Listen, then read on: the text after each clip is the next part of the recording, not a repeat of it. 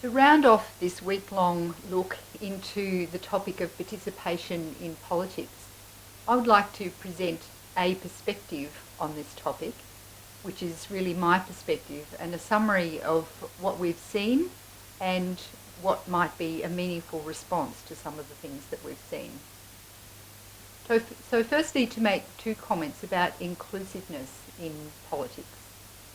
I think through our week of exploration, we've confirmed that there is a large segment of the community which is significantly disengaged from the political process. And we've seen that in the small numbers of 18-year-olds who are enrolling to vote. We've seen it expressed through the dialogues that we've had. We've seen it also in the reported low numbers of membership into political parties. And I've also sensed it as I've invited people to speak to me in the political space. I sense that there is some sort of reluctance there. So if we're going to begin to address this issue, I would suggest that we need much more than just a technological fix to find out what people's views are on policy option A or policy option B. We've definitely picked up the fact that to engage people in any sort of a meaningful way, we need to make it meaningful and not hollow. So to do that, we need to engage a large section of the community in dialogue, in perhaps decision making, but also in problem solving.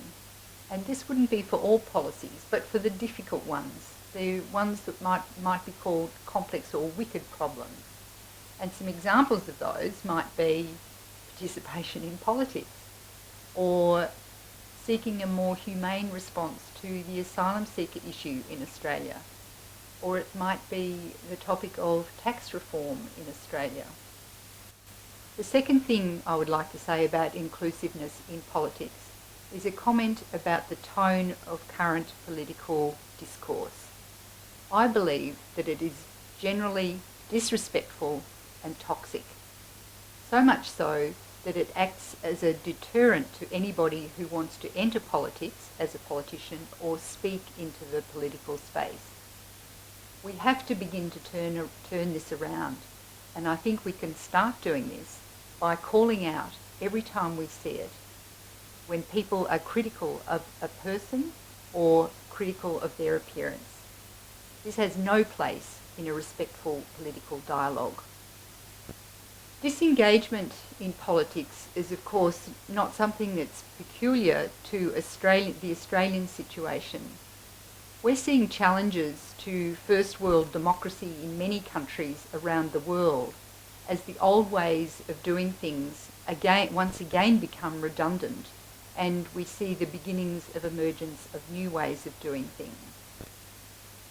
So in the United States, we've seen the rise of the phenomenon of Donald Trump, which to me is a clear example of challenge to institutional democracy. In France, we've seen the Nuit Debout movement, which has been likened to the Occupy movement in the United States. And in Austria, in the last few days, we've seen an example of extreme polarisation of politics, with the extreme right candidate being only narrowly defeated by the left-leaning candidate.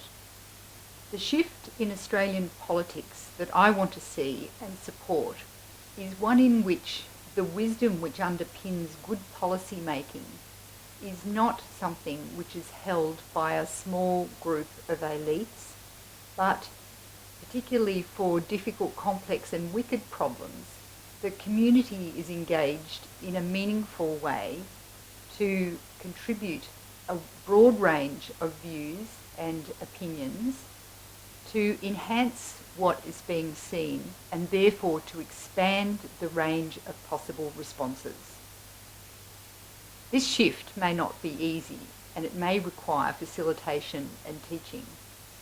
At the very least, the participants need to be generous in their views, recognising that their points of view are not the only ones, and be willing to enter into a space of conversation or dialogue in which they're willing to see something else and learn something new. And that in itself is a shift in culture.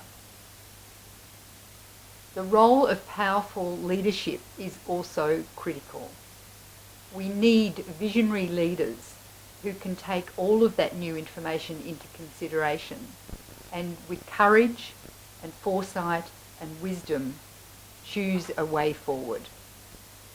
Left, right and then forward, I think, is a wonderful model to use. Thank you for watching this short video as I summarised what we saw over the last week on the subject of participating in politics. I warmly invite you to go to my Facebook page and make any comments and join the conversation.